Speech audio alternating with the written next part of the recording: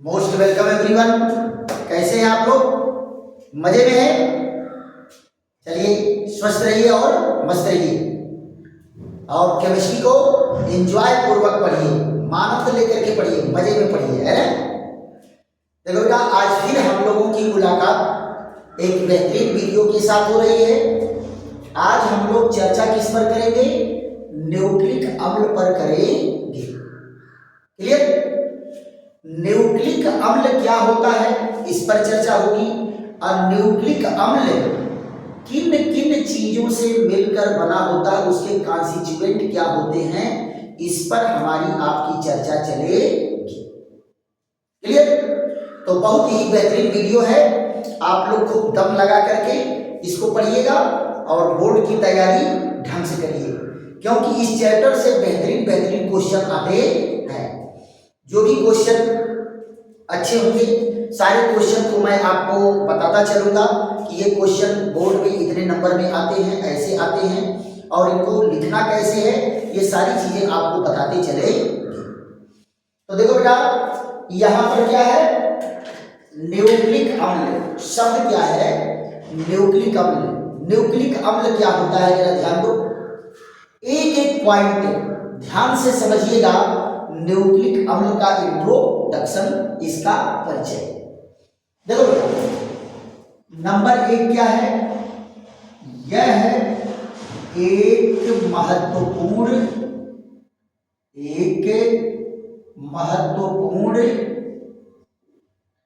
जैविक अणु है। महत्वपूर्ण जैविक अणु है। क्या बेटा? एक महत्वपूर्ण जैविक अणु है और कार्बनिक यौगिक है। और कार्बनिक यौगिक है। कार्बनिक यौगिक है। कार्बनिक यौगिक है। देखो बेटा, महत्वपूर्ण जैविक अणु है और क्या है? कार्बनिक यौगिक है। क्लियर? दूसरे पॉइंट में क्या कहा गया है? इसका संबंध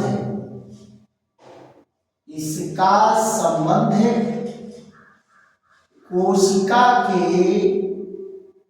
केंद्रक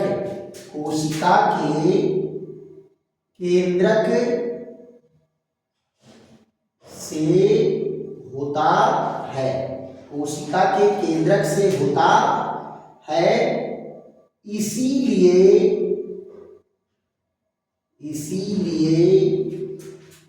इसे न्यूक्लिक अम्ल कहते हैं। न्यूक्लिक अम्ल कहते हैं। देखो बेटा, इसको न्यूक्लिक अम्ल क्यों कहते हैं? क्योंकि इसका संबंध कोशिका के केंद्रक से होता है, न्यूक्लियस से होता है, इसलिए इसको क्या कहते हैं? न्यूक्लिक अम्ल। अब जरा बताओ बेटा, अम्ल क्यों है? PO4 समूह के कारण। PO4 समूह के कारण यह अम्लीय होता है।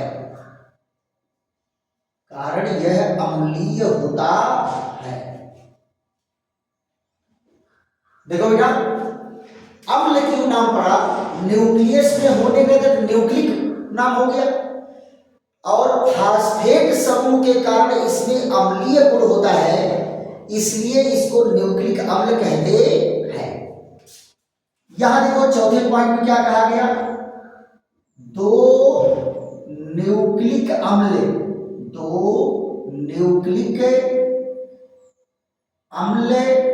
मुख्य है। दो न्यूक्लिक अम्ल मुख्य है। नंबर एक क्या है? DNA। इसको क्या कहते हैं? Deoxy ribo nucleic acid, nucleic acid. जरा देखो तो DNA, DNA। और दूसरा क्या है? RNA, RNA का क्या होता है? Ribo nucleic acid, ribo nucleic acid RNA, RNA। अब आप जरा देखो पांचवें पॉइंट में क्या है? पांचवें पॉइंट में DNA कहाँ होता है?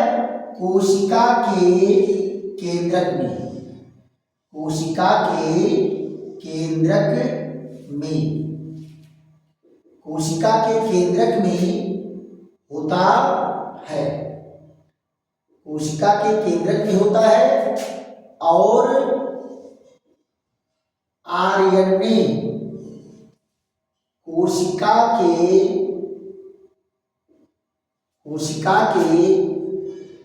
केंद्रक व जीवद्रव्य, केंद्रक व जीवद्रव्य दोनों में पाया जाता है। ध्यान दो बेटा, DNA कहाँ रहता है? DNA कोशिका के केंद्रक में रहता है और RNA कोशिका के केंद्रक में भी रहेगा और जीव द्रव्य में भी रहेगा। आप यहां जरा देखो, ये है कोशिका और ये है कोशिका का केंद्रक। तो DNA कहाँ रहेगा? DNA केवल रहेगा कहाँ? केंद्रक में। और RNA क्या करेगा? RNA कोशिका के केंद्रक में भी रहता है, RNA कोशिका के केंद्रक के बाहर जीव द्रव्य में भी रहता है। तो RNA दोनों जगह पाया जाता है, केंद्रक में भी और जीव द्रव्य में भी। और DNA कहाँ पाया जाएगा? DNA केवल केंद्रक में पाया जाता है। अगला नंबर क्या है? यहां देखो, DNA आनुवंशिक लक्षणों, आनुवंशिक लक्षणों के लिए उत्तरदायी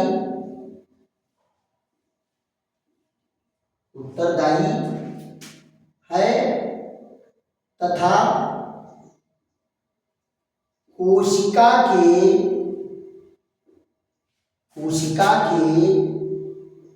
सभी क्रियाकलाप को नियंत्रित करता है, सभी क्रियाकलाप को नियंत्रित करता है, नियंत्रित करता है। देखो बेटा क्या है? DNA जो है आनुवंशिक लक्षणों के लिए उत्तरदायी है, यानी जो गुण माँ बाप से बच्चों के अंदर जाते हैं वो सारे गुणों को कैरी करता है कौन? ये DNA कैरी करता है। और जरा देखो क्या है यहां पर? DNA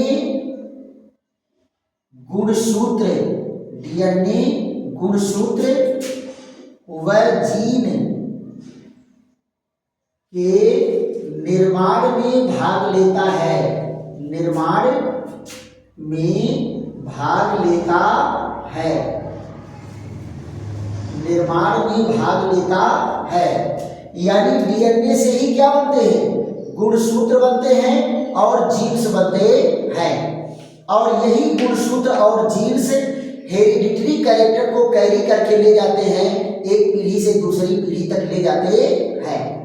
अच्छा ये बताओ बेटा, आम का बीज जब बोया जाता है तो आम का ही पौधा निकलता है, नीम का बीज बोएंगे तो नीम का ही निकलेगा। अच्छा ये बताओ, आम और नीम के बीज में तो अंतर है, पीपल, पाकड़, बरगद के ये बीज जो है नियर अबाउट सेम होते हैं। आप एक तरफ पीपल का बीज बो दो, एक तरफ बरगद का बीज बो दो, ये दोनों के बीज एक समान है, लगभग एक समान साइज के हैं। भुला करके भी बरगद के बीज से पीपल नहीं निकलेगा, पीपल के बीज से बरगद नहीं निकलेगा।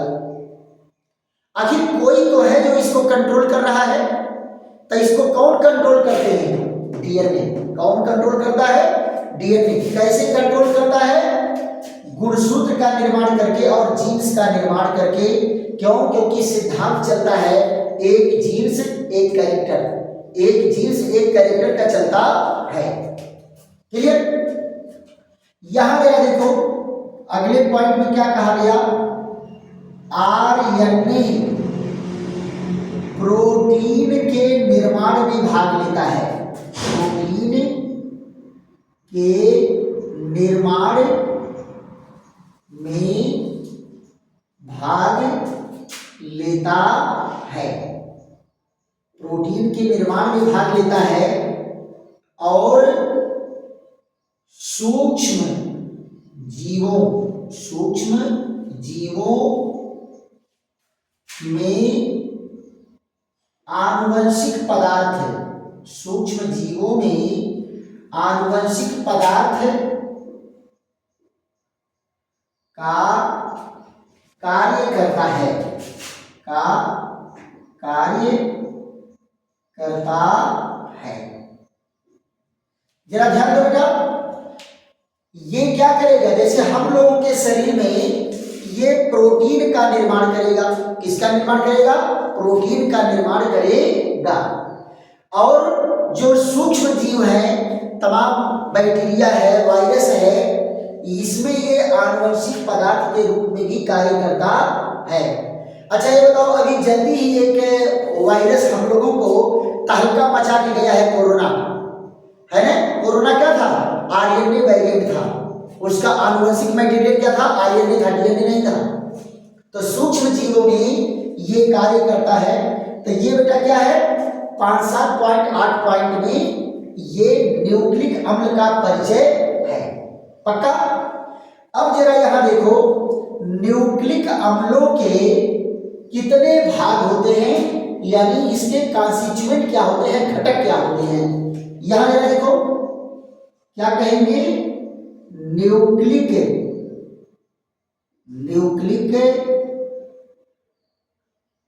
अम्लों के घटक,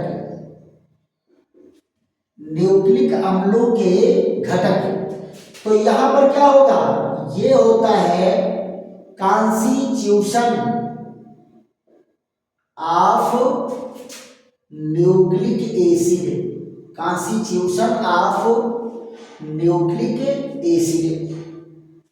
देखो बेटा, न्यूक्लिक अम्ल का अगर आप अध्ययन करोगे, तो अगर तत्व की बात करेंगे तो इसमें तत्व कौन कौन पाए जाएंगे? कार्बन, हाइड्रोजन, ऑक्सीजन, नाइट्रोजन और फास्फोरस, ये तत्व पाए जाएंगे, है ना? लेकिन डीएनए और आरएनए की जब एनालिसिस की गई डिटेल में, तो क्या पाया गया? इसमें 3 कॉन्स्टिट्यूएंट मेन है। 3 कॉन्स्टिट्यूएंट मेन कौन है, जरा देखो। पहला कॉन्स्टिट्यूएंट है नाइट्रोजनीय क्षार, नाइट्रोजनीय समाक्षार, नाइट्रोजनीय समाक्षार, इसको क्या कहते हैं? Nitrogenous base, nitrogenous base. और दूसरा कॉन्स्टिट्यूएंट कौन है? ये है पेंटोज शुगर, पेंटोज शुगर है ना? तो इसकी अंग्रेजी भी यही होती है, पेंटोज शुगर, पेंटोज शुगर है। और तीसरा कॉन्स्टिट्यूएंट क्या है? फास्फेट समूह, फास्फेट समूह होते हैं। फास्फेट समूह बेटा कौन है? इसकी भी तो अंग्रेजी यही है, फास्फेट ग्रुप। फास्फेट ग्रुप, ये तीन इसके मेन कॉन्स्टिट्यूएंट है, तीन इसके मेन कॉन्स्टिट्यूएंट है, राइट। अब जरा एक एक कॉन्स्टिट्यूएंट पर हम लोग चर्चा करते हैं कि नाइट्रोजनीय समाक्षार क्या है। आप जरा देखो बेटा, ये भी कार्बनिक अणु होते हैं। अगले वीडियो में कार्बनिक इनके मॉलिक्यूलर स्ट्रक्चर पर चर्चा करेंगे। तो डीएनए और आरएनए की जब एनालिसिस की गई तो कुल 5 प्रकार के नाइट्रोजनीय समाक्षार मिले। 5 प्रकार के नाइट्रोजनीय समाक्षार हैं, जिनमें से 3 जो है कॉमन है, 3 डीएनए में भी पाया जाएगा और 3 आरएनए में भी पाया जाएगा, लेकिन एक का अंतर है, एक का अंतर है। आइए इस पर हम लोग चर्चा करते हैं। नाइट्रोजनीय समाक्षार पर इसका फट से स्क्रीनशॉट कीजिए और उसके बाद इसको इरेज करते हैं। यहां देखो, चर्चा हमारी आपकी चलेगी किस पर? नाइट्रोजनीय समाक्षार पर। क्लियर? तो 5 प्रकार के कुल नाइट्रोजनीय समाक्षार हैं, जिनमें से 3 नाइट्रोजनीय समाक्षार डीएनए और आरएनए दोनों में कॉमन होता है, डीएनए और आरएनए दोनों में कॉमन होता है, और एक जो है डीएनए में पाया जाएगा, आरएनए में नहीं, और आरएनए में पाया जाएगा, डीएनए में नहीं। तो यहां जरा देखिए, यहां क्या है? पहले नंबर पर हम लोग किसकी चर्चा करेंगे? नाइट्रोजनीय समाक्षार, नाइट्रोजनीय समाक्षार, और अंग्रेजी क्या है? Nitrogenous base, nitrogenous bases. तो कुल बेटा कितने प्रकार के नाइट्रोजनीय समाक्षार हैं, जरा इस पर चर्चा कर ले। तो कुल 5 प्रकार के नाइट्रोजनीय समाक्षार हैं। पहला कौन है? एडीनिन। दूसरा कौन है? गुआनिन, गुआनिन है। और तीसरा कौन है? तीसरा है साइटोसिन, साइटोसिन। और क्या है? Thymine, thymine. और 5वां नाइट्रोजनीय समाक्षार कौन है? यूरेसिल, यूरेसिल है। ये 5 नाइट्रोजनीय समाक्षार होते हैं। इनमें से जरा ध्यान दो, 4 डीएनए में होगा और 4 आरएनए में होगा। तो हम इनको अलग अलग देख लेते हैं। ये डीएनए में कौन कौन पाए जाएंगे और आरएनए में कौन कौन पाया जाएगा, इन पर हमारी आपकी डिटेल चर्चा चलेगी। ध्यान दो बेटा, डीएनए में आपके 4 नाइट्रोजनीय समाक्षार है। पहला कौन है? एडेनिन, पहला एडेनिन है, एडेनिन। और दूसरा कौन है? ये है गुआनिन, गुआनिन है। ये जरा देखो, गुआनिन है। और तीसरा कौन है? साइटोसिन, साइटोसिन है। ये देखिए, साइटोसिन है। और चौथा कौन है? थाइमिन है, थाइमिन है। यहां जरा देखिए, थाइमिन है। और इनके जरा नाइट्रोजनीय समाक्षार देखो, एडेनिन इसमें भी पाया जाएगा, एडेनिन इसमें भी पाया जाएगा। और गुआनिन भी पाया जाएगा, गुआनिन, गुआनिन पाया गया। तो इसका क्या है, गुआनिन पाया गया। तीसरा कौन है, साइटोसिन, साइटोसिन भी पाया गया। यहां देखो साइटोसिन। और यहां जरा देखो, इसमें थायमिन है, इसमें थायमिन नहीं, इसमें यूरेसिल पाया जाएगा। क्या पाया जाएगा, यूरेसिल पाया जाता है। तो यहां जरा देखो, ये तो इसमें क्या है, तीन तो दोनों में है। यहां देखो एडेनिन इसमें है, एडेनिन इसमें भी है, गुआनिन इसमें है, गुआनिन इसमें है, और साइटोसिन इसमें है, साइटोसिन इसमें है। तो कुल नाइट्रोजनीय क्षार कितना हो गया, 1 2 3। यहां देखो 1 नंबर, 2 नंबर, 3 नंबर, 4 नंबर, और ये कौन है, 5 नंबर। ये तीन जो है दोनों में है, एक का केवल डिफरेंस होता है। क्लियर।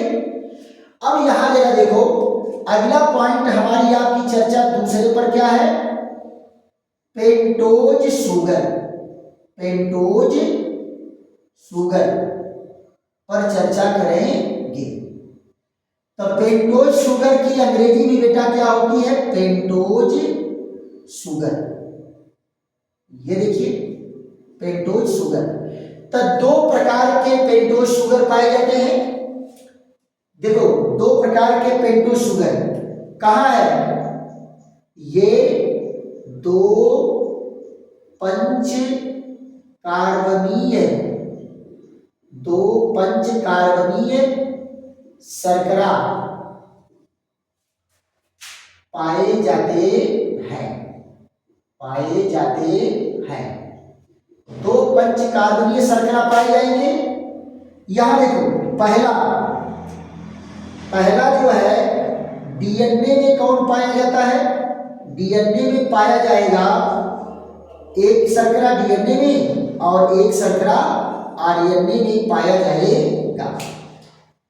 डीएनए में कौन पाया जाता है, डीऑक्सीराइबोज, और इसमें क्या पाया जाएगा, ribose sugar, ribose sugar.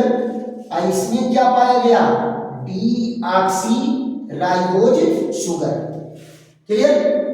DNA में डीऑक्सीराइबोज शुगर, आरएनए में राइबोज शुगर पाया जाएगा। तो जरा दोनों में डिफरेंस देख लीजिए। ये कौन है, ये है राइबोज, कौन है, राइबोज शुगर।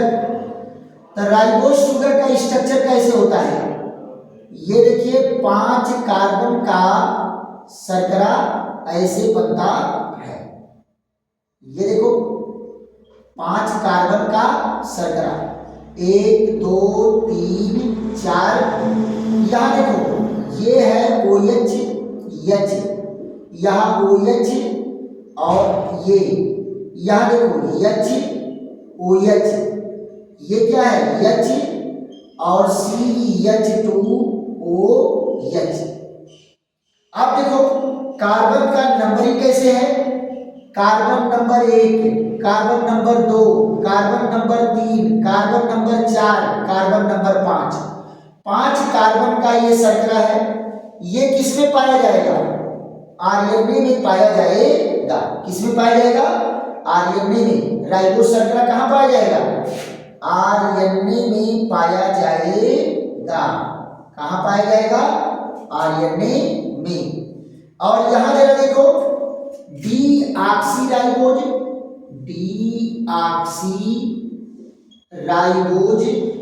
डीऑक्सीराइबोज में क्या है, यहां देखिए 5 कार्बन की ये रिंग है, 5 कार्बन की रिंग, ये देख लीजिए 5 कार्बन की रिंग।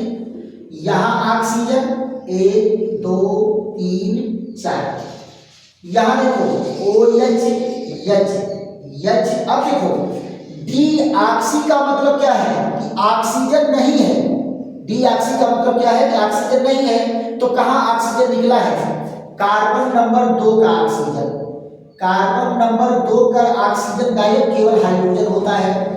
और यहाँ देखिए HOH, यहाँ H और ये CH2OH। इसके जरा कार्बन देखो, यहाँ पर क्या है 1 2 3 4 और 5। कार्बन नंबर 2 पर वो ऑक्सीजन नहीं है, यहीं से ऑक्सीजन निकल करके डीऑक्सी राइबोज का निर्माण किया है। राइट। अब इसमें देखो तीसरा कॉन्स्टिट्यूएंट इनका क्या है? तीसरा कॉन्स्टिट्यूएंट है फास्फेट समूह। फास्फेट समूह है। तो फास्फेट समूह में कौन? बस इसमें बहुत ज्यादा वो नहीं, और ये फास्फेट ग्रुप। फास्फेट ग्रुप इसमें जरा देखो, ये क्या है? PO, यहाँ O negative, O negative, O negative, ये फास्फेट ग्रुप है। क्या है? फास्फेट ग्रुप है। आप लोग सोच रहे हो बेटा ये बिंदी बिंदी क्या दिखाई दे रहा है? ये बिंदी बिंदी दिखाई दे रहा है, ये इलेक्ट्रॉन है, ऑक्सीजन के लोन पेयर इलेक्ट्रॉन है। तो ये 3 मेन कॉन्स्टिट्यूएंट है, नाइट्रोजनीय क्षार, पेंटोज शुगर और फास्फेट समूह। इतने से ही डीएनए और आरएनए का निर्माण हुआ है। पक्का? तो आज हम लोग न्यूक्लिक अम्ल का परिचय देखेंगे कि न्यूक्लिक अम्ल क्या है। और न्यूक्लिक अम्ल 2 प्रकार के होते हैं, डीएनए और आरएनए। और डीएनए और आरएनए किन किन घटकों से मिल करके बने हैं, उनके घटक के बारे में हम लोग जान लिए हैं। क्लियर? और अगले वीडियो में कि डीएनए और आरएनए के मॉलिक्यूल बनते कैसे हैं, ये कैसे कैसे जुड़ करके डीएनए और आरएनए का मॉलिक्यूल बनाते हैं, उस पर हमारी आपकी चर्चा चले। आशा है कि आप लोगों को वीडियो समझ में आया होगा। और अगर समझ में आया है बेटा तो खूब लाइक करो, शेयर करो, सब्सक्राइब करो, दोस्तों मित्रों को भी बताओ कि जब के केमिस्ट्री पढ़ाई जा रही है, चलो केमिस्ट्री पढ़ते हैं। कहाँ? राधे श्याम केमिस्ट्री वाले चैनल को मत भूलना, है ना। और हम लोग जब के पढ़ेंगे और नारा क्या रहेगा? वही नारा, एवं 90%, एवं 90%। चलिए ऐसे ही फिर बेहतरीन वीडियो के साथ हमारी आपकी मुलाकात होगी। और बेटा जहां प्रॉब्लम हो आप कमेंट भी किया करिए कि हमको यहाँ समझ में नहीं आ रहा है, तो उसको और बेहतरीन ढंग से आपको समझाया जाएगा। चलिए फिर अगले वीडियो मिलेंगे, तब तक के लिए विश्राम। थैंक यू, धन्यवाद।